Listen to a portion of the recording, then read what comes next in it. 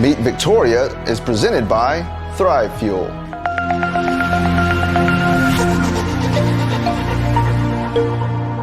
Welcome to Meet Victoria, where we'll get to know the people, businesses, and heroes that make this community special. I'm Caleb Shaw, owner of Shaw Realty and your host. Now let's go meet Victoria.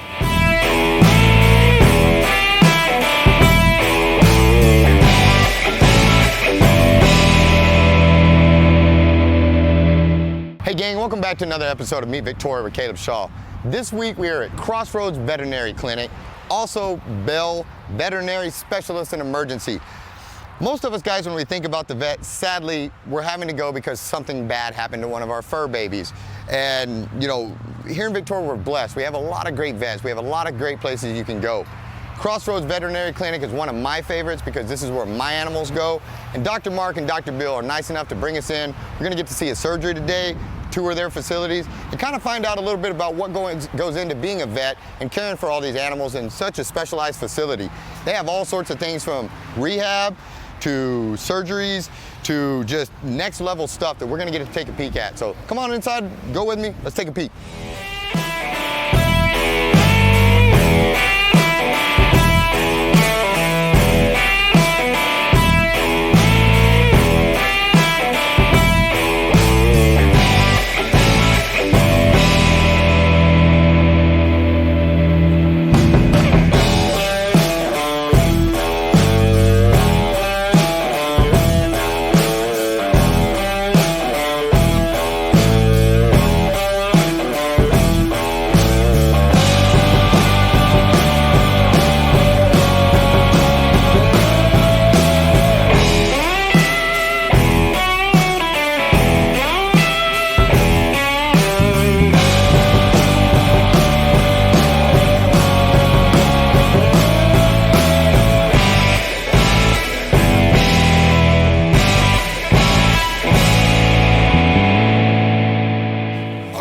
Welcome back. As you can see, we're joined now by Dr. Mark, and we've got a cool little surgery going on in the background that we'll allude back around to here in a few minutes. But before I get going too far along this route, if you would do me the kind favor, sir, of introducing yourself to the camera. So, my name is Dr. Mark Besancon, the veterinarian here at Crossroads Vet Clinic and now Beale Veterinary Specialist. Outstanding. How long have you been here in Victoria, Dr. Mark? So, I moved to Victoria in 2007. So I graduated vet school 2005, moved to Beeville, which is where I'm from, and then practiced there for 2 years, and then came here in 2007. And you've had a lot of growth in your career since getting to Victoria, because I know when we met you, you were not in this building that you're in now. You were it was about this big. Yep. And we were all sitting in each other's lap when we were talking and all that. But I remember from day one when I walked in that the level of care and personal attention and all of that was there, so much so that I was like, this is my vet, you know, and it's been really neat for me to see your growth over the years and to see you go from that building to all of this. And, you know, I know we had the tour and all that, and it's an amazing thing what you've done. How long did it take you? How long is medical or veterinary school? How long does it? What is that process? Yeah, so basically you have to have prerequisites. So obviously finish high school, go to college, get your undergrad degree. It takes a minimum of 2 years to get your prerequisites to go to even apply for vet school. Most don't do it in 2. Most get a true 4-year undergraduate degree. Then vet school itself is 4 years. Jeez. So 4 years of actual veterinary school. And when you get out, do you start like you said in Beeville, you're working there, do you go immediately to your own deal, or do you have to work under somebody, or how does that kind of work? So there's a couple of approaches. You can go straight into a practice and start practicing vet medicine. You are certified and can do that. Or you can follow more of a specialty track where you do an internship followed up by a residency, and you do more of a specialty. So you choose a specific orthopedics, dermatology, oncology, and you actually specialize in that area. Which one did you do? I chose to go straight to general practice. Okay. Mm-hmm. But I've noticed, you know, with Dr. Bill in the background here, you're still a student in this business and game and industry and still learning. And can you tell me a little bit of the career growth or the growth of your clinic here, where all of a sudden you have partners and you're doing things? Kind of how does that, you know, Who is he, and how does that come into fruition? Yeah, so it's kind of an interesting story. I basically started Crossroads Veterinary Clinic in 2009. It's a general practice where we do more of the general things. We don't necessarily specialize. Saying that, my passion was more specialty, so I tended to buy the equipment and do the things to do a little bit more. And so my dog actually needed a surgery, a total hip replacement, and I called Dr. Beale to see if he could do it, and I actually was in on the surgery up at Gulf Coast where he was working at the time. And then mentioned to him that, hey, you know, we've just built this brand new facility. Would you like to come and do some surgeries? And you know, Hurricane Harvey unfortunately hit and actually flooded their building. And so he did reach out and started doing some surgeries down here, liked it, and decided to open a practice down here. Outstanding, and that allows to take on so many different venues of things you can do now that you can specialize, and then you being a student under that and kind of learning again, because now you're working on your specialization in orthopedic. Correct me on the orthopedic surgery. So yes, I'm a surgical intern at this point, and he is one of several specialists that is my quote-unquote teacher. So we're going the non-traditional route to get me board certified in orthopedic surgery. Roger that. What are some of the specialties that you guys offer now up here with the addition of Dr. Beale? What are some of the things that, whereas before it was just general, and now, like I've noticed you guys had and I'm going to butcher the name of it, the aqua deal for the treadmill, the aqua treadmill and stuff. So we're mainly focused on orthopedics and soft tissue surgery. That's the big one. We are going to branch out into some more of the other specialties that are out there. But we've brought in a CT machine. So probably the biggest thing is we brought in a lot of technology that's allowing us to do more advanced imaging with a CT. We have the C-arm that's back there. We have these arthroscopes, endoscopes, things like that can let us do, really the big thing is minimally invasive procedures. Yeah, and I noticed that, and we're going to have Dr. Beale kind of hopefully explain it a little bit more if he's able to about the surgery that you guys let us be a part of this morning, where kind of like we discussed is, you know, you hear minimally invasive, and then your first thought as you see, and you're like, well, that's not minimally invasive, but then it really is compared to where technology. I mean, the wound that would be this big previously, and now it's 2 little holes and stuff like that, and that's just crazy. Oh, it's amazing the technology that's now available to us, and what it's done for wound healing in general. You know, these guys can heal so much faster with just small little incisions. Well, I think it's neat, and again, you guys have so much going on here, and one of the things that, on a sad note, but it's a great thing that you guys offer is and I sadly had to find out the hard way was pet cremations and stuff. And when I lost Piglet, my first dog, and as an adult, I didn't know what to do, and I was heartbroken. I was ultra distressed. You know, my whole world had ended that day, and I called up here just lost, and I didn't know what to do, and you were so kind, and you let me sneak up here about 5 minutes before you closed, and I sat in a room, and you know, and there's nobody probably besides my own dad or no other grown man that has seen me ugly cry as many times as Dr. Mark has, but with that, you know, first and foremost, thank you, because those were literally some of the worst times of my life, and you were there, and you were very kind, and your whole staff was just amazing. But it kind of leads me to something we discussed briefly earlier is I can see a very real cases here where you can get PTSD, where this can jack with you. And it's like you told me earlier that the veterinary career field is one of the highest suicide career fields out there. And I can believe that because you mentioned having to walk into, you know, a room like mine where I'm in there with my dog that's passed, or you have to just tell somebody that today's the day you have to let your 15-year-old dog go, that's your whole world. And then you walk out, and then the very next room is 10 puppies. Yep. And that can just take a real toll. What are steps that you take that you do to try to bring you some peace with some of that? And how do you continue to progress under all those stresses and heartache that you see on a daily basis, that roller coaster of emotions that you go through? Yeah, you know, every day it is a roller coaster of emotions, like you talked about. Walking from a euthanasia room to a puppy room, you really almost have to live in the moment, because you can get caught up in some of that, and it makes it really hard because We have feelings too, you know. Veterinarians have feelings too, and a lot of people don't understand that. And so trying to go through all these emotions is really tough. And you go through multiple of them in a day, telling somebody their dog has cancer, doesn't have long to live, and then you go into a little puppy exam that you're super happy and exciting for the owner after you just walked out of one that was so depressing. It is tough, and just over the years, it's just knowing that you just got to kind of turn a switch off and turn another one back on, and it sometimes can be difficult, but I don't know. I feel I've adjusted well to that just over the years. That still doesn't make it easier, right? But you've learned to cope, and try to make it happen. Yeah, and just make sure you have hobbies outside of work. To try to get your mind off of things.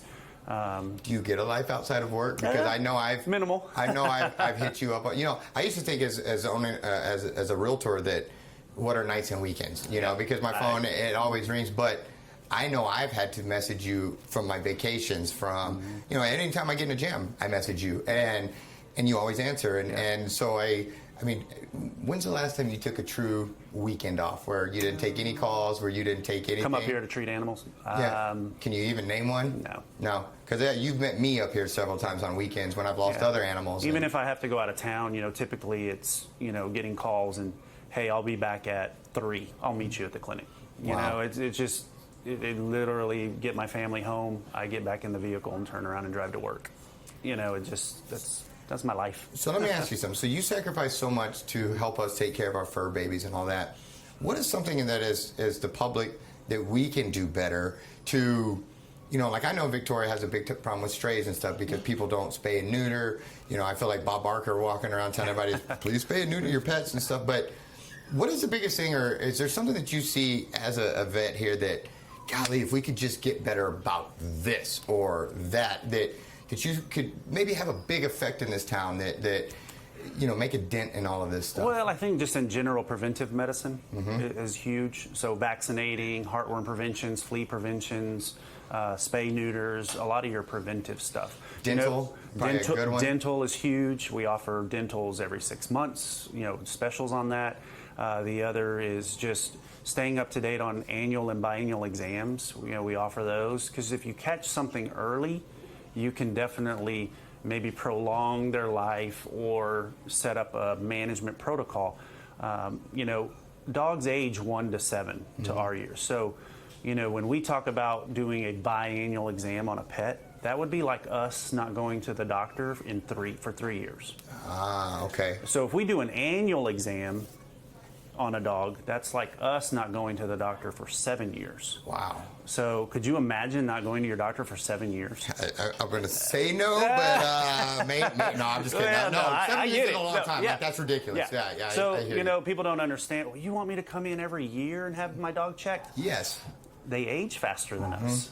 So if we can catch something, kidney value changes, liver value changes, just physical exam, bumps, lumps, if we can catch that stuff sooner, then we can prolong your dog's life. And you guys do not have the luxury of the dog telling you what's wrong when it walks Exactly. in. Sometimes I feel like my doctor doesn't listen. I walk in, my arm hurts, and he's looking at my leg. But you guys don't have that luxury of getting that. And I know a lot of times under these bad, we may not as pet owners do the proper, upkeep on our animals that we should. And then we expect to bring them into you as the miracle worker. And if you can't fix that problem that we've neglected for the last 5 years, well, it's your fault, and we're all mad at you and all this. And I bet you take a lot of butt chewings for stuff that you probably have nothing to do with. Because I know I eat one or two of those often in real estate, and stuff like that. And so that's why I asked the question about what can we do? Because I know a lot of times people are hurt and they're looking for somebody to blame.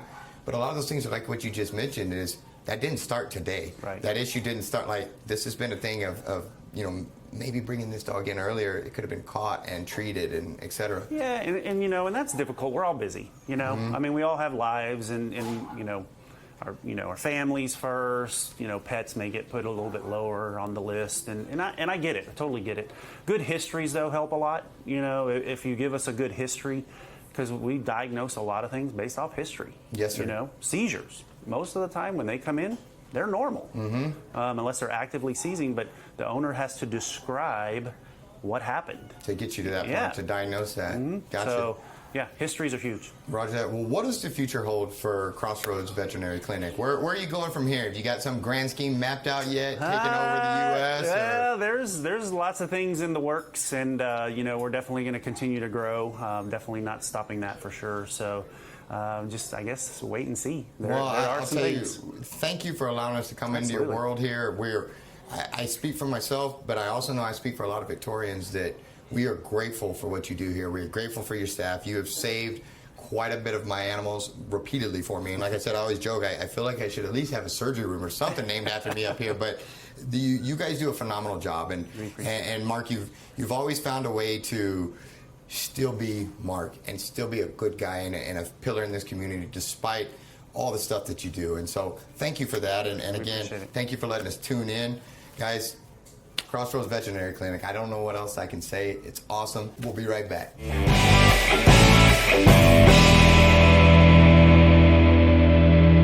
All right, gang, we are back, and you got to see that awesome surgery earlier. Well, now I'm with the man that did it, and so he's going to kind of walk us through that and a little bit about who he is and why we're here and all that good stuff. So without further ado, my friend, if you wouldn't mind introducing yourself. Yeah, so I'm Brian Beale. I'm a surgeon. I've been a surgeon for about 30 years now, but I do surgery on dogs and cats, as well as zoo animals. So I do some stuff for the Houston Zoo and things too as well. And you're the resident specialist. I've been told that you are the man at this. I used to be in Houston for about 27 years, but now I hung my shingle out in Victoria, Texas. That's a jump. And I love it. Good. It feels, you know, just like when I started. This is a beautiful hospital that Dr. Besancon's put together at Crossroads Veterinary Clinic. And we've put in a specialty hospital within this facility, and we've brought the big city to the country. Yes, sir. Yes, sir. Well, I'll tell you, Dr. Mark he's very happy to have you here, and he spoke so positively of you, and he has from the first day I ever talked to him about you. He's always the excitement of you coming to town from, like you said, big city to Victoria. But it wasn't through ideal circumstances necessarily. I mean, I know you guys met and you had a good connection, and you helped save one of his dogs, from what I understand. Yeah. But you ended up in Victoria was almost through a little bit of tragedy or unexpected circumstances. Yeah. It was the result of Hurricane Harvey. One day we had this 50,000 square foot state-of-the-art hospital. The next day it was wiped off the face of the earth. And we went from from a big, huge hospital to zero in just overnight.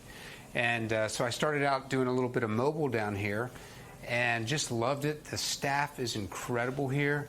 The level of care is very high, and you know, the facility is state of the art. And now we've brought a lot of fancy toys in now. Yes, sir. A lot of the toys that I had up in Houston, I've bought and put in brand new here. So it is the highest level of care you can certainly get anywhere in this area. Yes, sir. Well, and I've noticed, being a long-time client of this clinic, is we started in that smaller, I say we, like I'm part of the family, but we started in that smaller building, and to see the growth and the steps of, I mean, it's phenomenal. And Mark, from the time he's been here, he's been extra passionate, and that's one of the things that attracted me to him as my vet, is I felt he was sincere in all of this and excited, and it's neat to come all these years later, and that excitement hasn't waned. It hasn't.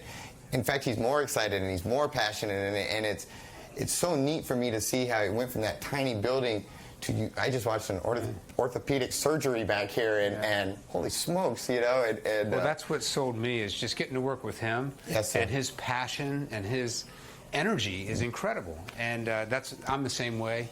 I've been doing this a long time, and I could retire, but I love what I do. Still having fun. So, I'm just, as long as I have fun, I'm going to keep doing it. I hear you, and that's the way, and I understand that this probably isn't the first little show you've been on, from what I hear. You did an animal rescue, and forgive me, what was the... So we had a National Geographic Wild show called Animal ER. Yes, sir. Which was just a lot of fun, and it was all about treating these, normal dogs and cats, but a lot of crazy animals like tigers and monkeys and penguins and elephants, all sorts of different things. And we did that show for 2 years, had a lot of fun. The clients loved it, the patients loved it. Unfortunately, Harvey ended that too. Yeah. When we were getting ready to start our third season, that's when Harvey hit, and so we had to cancel the show at that time. But we're hoping to get another show in the future, and we'll see what happens. Outstanding. Well, I appreciate you sharing with us. What was that, again, you were so kind to let me breathe over your shoulder here and watch you do this surgery this morning. You and Mark tag team that surgery. If you could, kind of in about 2 or 3 minutes, walk me through what we watched earlier and kind of the Cliff Notes version of what it was that you did in there. And it was just spectacular to watch. So you've heard about an ACL tear? Yes, sir. Okay, so everybody's heard an ACL tear. Yes, sir. It's the most common injury in sports-related injuries in people. But in dogs, it's also the most common injury that we see. And by far the most common cause of a hind limb lameness is an ACL tear. Now, they occur a little bit differently. Usually dogs aren't doing sports when it happens. It's more of a wear and tear type of injury. But what we did was, and what we do here, is we focus on minimally invasive surgery. The reason we do that is the animals are in less pain, they recover more quickly, and have fewer complications. So what you saw was arthroscopy, where we make a tiny little incision and we put a scope into the joint, and we can see the entire joint through that little teeny scope. And the nice thing about it is it magnifies everything about 20, 25 times. So something that looks that big looks that big. Right. And when it looks that big, you can be more accurate with your diagnosis and more precise with your treatment.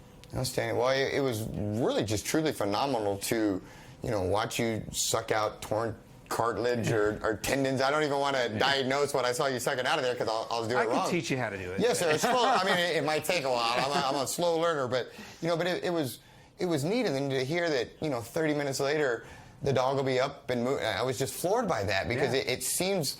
Your mind tells you, man, how long are they going to be down, and when can that animal walk again? To hear that it would walk out of here. Yeah, we do a procedure called a TPLO with that to stabilize the knee, and the beautiful thing about that is it's a permanent fix, and they're allowed to walk on it the day of surgery. And so we send the dogs out here, and many of them are already putting weight on the leg by the time they leave. Wow, that's just incredible. In conclusion and on the way out of here, is there anything that, as pet owners, or, I've been doing this 30 years, and I wish people would do X, Y, or Z to sure make my life a lot easier if you guys, as the public, would do this or that. I was talking to Dr. Mark. I know one of the things we have issues with in Victoria is strays. People don't spay, neuter, and you always hear old Bob Barker, you spay and neuter your pets, yada, yada, yada.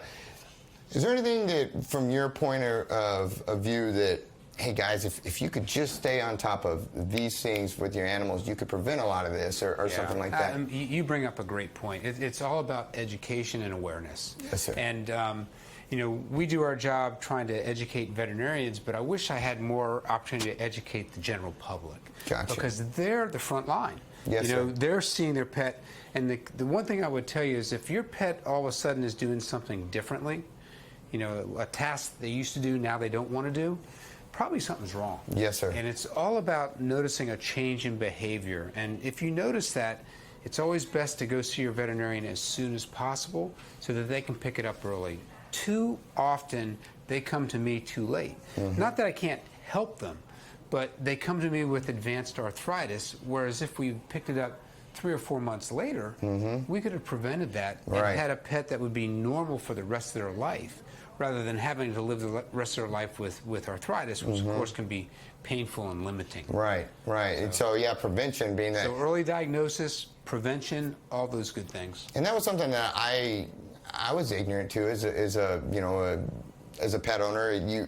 It sounds like it's a given, but I didn't think of things like dentals for I mean, it sounds so simple. We go to the dentist, why wouldn't your animal? But I didn't think of those until Mark finally was like, Caleb, you got to run these things through the dent. And I was focused on shots, focused on this, and I didn't even think of something like dentals for a dog, But it's a huge deal, and their breath is way better after you bring them up here. Well, and unfortunately, everybody's got a budget, and they're trying to squeeze that budget as best they can. But I just tell you that, doing the preventative stuff and treating earlier rather than later is going to save you money. Absolutely. If you wait to the end, it's going to cost you more because it's a harder thing to do, and you're going to have more long-lasting medications that are needed. So get it done early. If you notice any change, see your veterinarian and take care of your pet. They're part of your family. That makes total sense. On the way out, what's the future hold for you? Do you want to make any grand predictions or know anything coming up? Anything you want to share on the way? Or do we just stay tuned and watch and see what's coming? You know, we're just, we're predicting that our facility here is going to grow and offer more services. We want to have specialty medicine, all the ologists. You know, we want, if your dog or cat or whatever you have, ferret or bird or whatever, has a problem, instead of having to drive all the way up to Houston, we want to be able to treat it locally with the same expertise. And we're not only focused on best quality medicine and state of the art, but we also are very interested in improving things. So we do clinical trials, and we do a lot of education. So I teach all around the world. I'm oftentimes in Asia or Europe teaching. So my time here is limited, but we have a team of surgeons that we're building up here to cover when I'm away. This is going to be a just total, I was just about to end, but I got a left, a way out of right field question here. Traveling those other countries and stuff, and some of and I know they're fewer and far between, but some countries where, dogs are still delicacies, that they're still eating and stuff like that, right? Yeah, I go to China a lot, and even in Thailand, there's some of that too. But it's becoming less and less and less, and it's mostly out in the very rural areas that's happening. In the big city, you don't see that happen. I got you, because I was going to ask, do they keep dogs as pets like we do, or is there that? Because I don't know how your neighbor could, or you have a dog and then your neighbor's eating a dog. So I do a ton of training, and I work with a lot of the veterinary universities in Thailand, also in Japan, China, and Taiwan.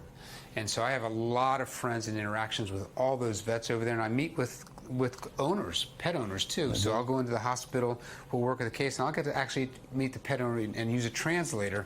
And they are so passionate about their pets over there. So the eating of pets is very rare and very rural. Most of the major developed cities in these Asian countries are passionate. They're dressing their pets up. They're at the vet, getting care very, very early. They love their pets. And I will tell you that the veterinarians of those 4 countries are incredible. They are trained so high. They do incredible work, and we can learn a lot from them as well, because the world's a big place. Agreed. And they do things a little bit differently sometimes that we can learn from. And so what I've found is when I go teach them, I always learn something from them, and I can bring it back here as well. Yes, sir. Well, I think there's a lot of wisdom in that, and the day you stop learning, you're in trouble, And so I think that was a very wise statement, and I think that was perfect. And thank you for allowing us in here. I'm a total animal lover, and so to get to have today to see behind the scenes of what you guys do for my animals when they come up here, and everybody's it means a lot, and to know that they're loved on and they're taken care of, and they're treated with such a high level of care.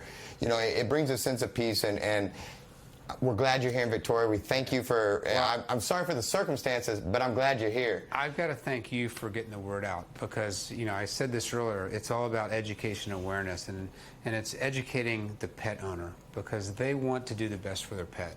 And they just have to understand what is going on, and then they will choose the right direction. Yes, sir, I agree, and it is a team effort. And so thank you so much for your time, and more importantly, for what you do. I mean, I told Mark, when I was a kid, I always thought I wanted to be a vet. Like that, I love animals so much, I wanted to be a vet.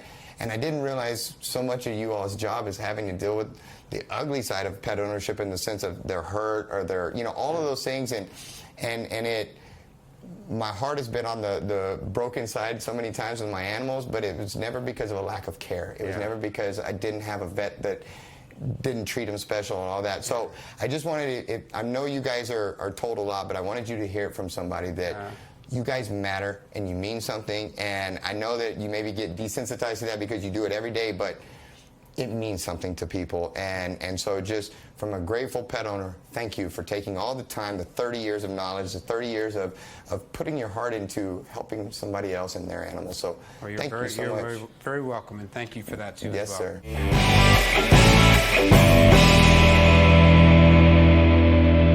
And what we just added was actually a pet-free area. Yeah, I saw you guys have a really nice setup over here. So what was happening was we were getting a lot of people from out of town with the specialty side, and so they were just wanting to stay. You know, they don't want to Just sit at a restaurant or something for the next 4 hours. So coffee, water, TV in here, but try to keep it pet free, so people can just come in here and. Yeah, because when they're under duress, they may not necessarily want to listen to somebody else's or deal with somebody else's dog while they're just back there getting some big surgery. Well, a lot of people work on laptops. It's a great point. So a lot of people come sit in here and they're like, oh no, I'll go do some work. So then then it splits into two sides. So we have 3 exam rooms on this side and 3 on this side. Okay. And the goal was to actually have 2 clinics in one.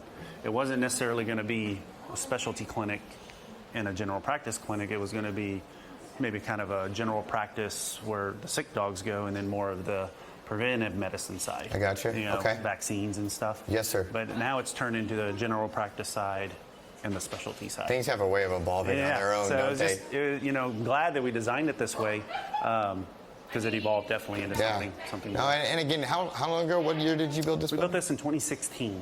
Wow. So, yeah. So we have the 3 exam rooms. Just a side note on all these little pictures. These are actually, we reached out to local artists, and we're like, hey, bring us a framed picture. We'll put your name on it, and we can rotate them out. I'm a local artist. I think a picture of like Piglet or something would look great on one of these walls. There you go. Yeah. Hey, you got a space like right. And then we have here. their business cards, so if somebody sees a picture they like, they can just call that artist up. Just another way to support the community, and they can put their. Well, it decorated my building. Yep. And you scratch my back, I'll scratch yours. No, that's brilliant. That's one of the things that I always try to do is find. I mean, like these little pictures in the exam rooms, like that. And they have these little stickers that tell who the artist was. Yeah. No, I mean, that's just another way to involve yourself in the community and to interlock those relationships. People were they're super excited about it. That's because I mean, these are our kids, they're our hairy children, and so no, that's awesome. That's awesome. All right. So we'll go through one exam room. We have 6 of them. Let's go. They all have fold down tables, so we can do big dogs on the floor. Okay. Little dogs, we'll pull this down and do the exam on the table itself. So just a kind of a little neat feature. Gotcha. So then we move into more of what I would call the heart of the clinic. It's the center. So the same thing here. This is the treatment area. And if you were to draw a line right through the center here, and you could fold this building in half right here, and you have a mirror image on each side. So it's the line there. Right down the middle. Wow. So we have a central pharmacy. All drug labels go to here. And then we have a treatment. This is actually 2, treatment 1, and they service those 2. So the goal would be is so that veterinarians don't cross. This veterinarian can work these rooms, that veterinarian could work that side, and they don't have to cross streams, anything like that. And you guys literally have a pharmacy. A true pharmacy. We always have so many different things with you guys because I have so many animals.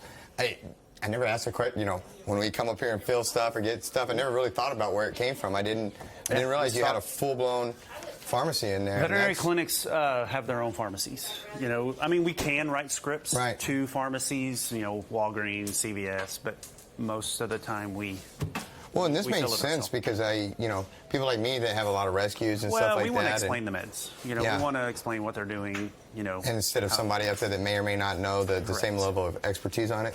No, that makes sense. And again, it's just nice to have it all right here. Then that's one less, or one less thing you have to reach out to or depend on. Correct. And so I'm like that, a control freak. Like, hey, the more I can get in my in my wheelhouse, the better. It's pretty standard in vet clinics. So yeah. So then we move into our ICU, which is right here. Okay.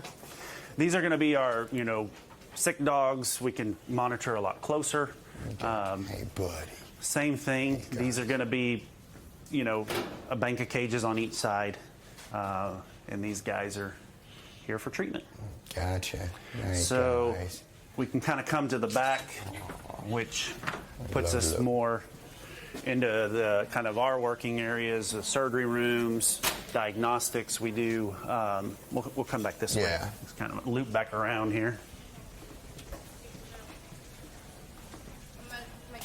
So we have. So in here we have all our blood machines, so we can run in-house blood work. And you know, the benefit of that is you can make a call on an animal pretty quickly. You know, you don't have to wait, send it off 3 days later, get your results. You know, we can get these results pretty quick. That is one of the things that's brought me a lot of peace is we drop our little one off in the morning with you guys, and usually after lunch sometime you're calling me and, hey, here's what we found out, here's what's going on, and yeah, now it's your old, I'm guessing you didn't do any of this stuff in your old building. We did, just not to this extent. I was going to say where, because we didn't have it. Yeah, what was it? Do you remember the size of the building, roughly? It was a 50 by 100. I think it was 5,000 square feet. Wow, and what is this one? 13,000. Jeez, yeah, you definitely upgraded. Yeah. You definitely upgraded. Yeah, this is outstanding. Show me I know you're giving the tour, but don't let me forget. I want to see I want to capture the water treadmill thing. Yeah, it's actually this way. Is it really? Uh-huh. Oh yeah, I'm turned around. Yes, you're right. So I think y'all maybe got a little dog that was already in there. So yeah, I think Steve got one. This has been super beneficial in rehabbing pets, especially after orthopedic surgeries. Love this thing. So dumb question here. It's not deep enough for people though, right? Because you would have to get it. I know it's not made for people, but I'm just curious. So what's the goal of the water treadmill? Two things. One, it lifts the weight off the legs, and two, it provides resistance. So when they're trying to push against the water, it's giving them resistance. Gotcha. So, this would have been something great for old Boss. I don't know if you remember big old 160-pound Boss or not. Arthritic dogs, yeah. Yeah, this would have been great for him because that was part of the problem is he enjoyed his exercise. He actually liked it, but he would just gas out so quick and tuck her out, and he always wanted to go walk, and he'd make it about 2 or 3 houses, and then he was ready to come back, you know, because everything was hurting him and stuff. And so I love the treadmill's been amazing. Yeah, and do you guys get you utilize this thing then pretty often? Oh yeah, absolutely. That's awesome. Yeah. That's awesome. Yeah, this is a cool feature. Outstanding. All right, moving on. Yep. So then we'll just turn around here. Well, actually, I'll complete the physical therapy. We actually have ramps that we made at different slopes. So if you're trying to build up leg muscles on dogs, we have ramps. Let them walk up and then back down and get those different. Yep. So that's a neat little feature that has really helped build the strength in these guys' legs. Just another level of it. Yep. So then we'll move down this hallway. This is a really, really neat feature. This little thing in the ground right here. It's called a force plate. Okay. And what this does is there's lasers that are shooting across the hallway. And we'll take a dog and we'll walk them across this plate. And it tells us how much force they're putting on each leg. And then it tells us, the lasers tell us how fast they're walking. So it shoots across to these reflectors. Holy smokes. So it's force on the feet and speed. And where that becomes a benefit is a lot of it is research, but you can use it clinically when we're doing research on products. Mm-hmm. So different meds, different things. To see if they're showing improvement off those medications? So you'll run them across this thing, then you put them on a supplement or a medication that we're trialing, and then you see what improvement you get. So it's a way you can put an actual number to it. Makes sense. Yep. That's pretty cool. So yeah, it's called a force plate. We integrated it into the floor so you can't really tell that it's there. I've probably walked over that you probably times have. and never even looked down. My situational awareness is getting weak. So then we have our CT machine. Love this thing. The CT machine here. It gives us sliced imaging. It's the only one in the area. Your closest one is going to be Houston or San Antonio if you wanted to do that. And so, yeah, and these are people ones remodified for Siemens. animals. Well, it's not that it's even remodified. It's human. Siemens is a human product. So, that's all you're going to really find is human. How many of your employees have asked to get up here and hey, check me out on this thing? Can I see? I'll be honest. That would be hard. That'd be hard not to do though if you were up here. I mean, why? If you can just check out your arm real quick or something, you know? No, we strictly gotta keep it where it's supposed to. Yeah, strictly animals. But yeah, it's been a huge asset tool. And something that's not been in the area. And it's picked up pretty. I mean, we use it a lot. God, so this is an X-ray room. We actually have 2 of them. This is one of two, and so, you know, X-rays is, you know, classically what we use, but the CT is a little bit more aggressive with that. So what is inside it? I meant to ask that in the other room. What is that inside of these two? So it's called soda lime. Okay. What it does is it absorbs the carbon dioxide that they exhale. Gotcha. So, yeah. Gotcha. I saw that in the other room, and I meant to ask what that was. Yeah. I was just curious. Just curious. Man. So just real quick, we have the second surgery room, or I mean X-ray room. Okay. So here's the second X-ray. Got it. Got it. And then we move. So actually designed this with two surgery rooms. Okay. So, you know, one that was a little bit more advanced, and then the one that's kind of more for routine stuff, spays, neuters, things like that. Gotcha. So, yeah, that's your lesser, bigger jobs. Yep. Gotcha. Roger that. Okay. And then we move, you know, obviously there's dog wards and things throughout the clinic, but probably the last keynote would be our ultrasound room. We do quite a few ultrasounds as well. And so this is a room that I spend a lot of time in as well. So you X-rays, ultrasounds, what was the other one? The CT, arthroscopy, endoscopy, man, lots of stuff. I mean, you're a big city vet in little old Victoria, huh? Well done. We do a lot. Well done. So that's awesome. It's fun. Yeah, you're doing a great job. It's fun. You're doing a great job. Yeah, no, thank you so much for the tour, and again to all your staff and everybody. You guys are, I really look up to what you do. I mean, I just really do, because you're very selfless in your time. You're very, like I said, I've called you nights, I've called you weekends, and I know I'm not the only one, you know. And so for what you do for everybody, thank you so much, and thanks for having us in your home today. And thanks for coming. Yes, Absolutely. sir. All that, and guys, be sure to like the page, subscribe to the page, hit the little bell on YouTube, all that kind of stuff. It helps the algorithms. Like, comment, and share with your friends. And if you don't have a vet already, you do now. Come see this guy, and we'll catch you on the next episode.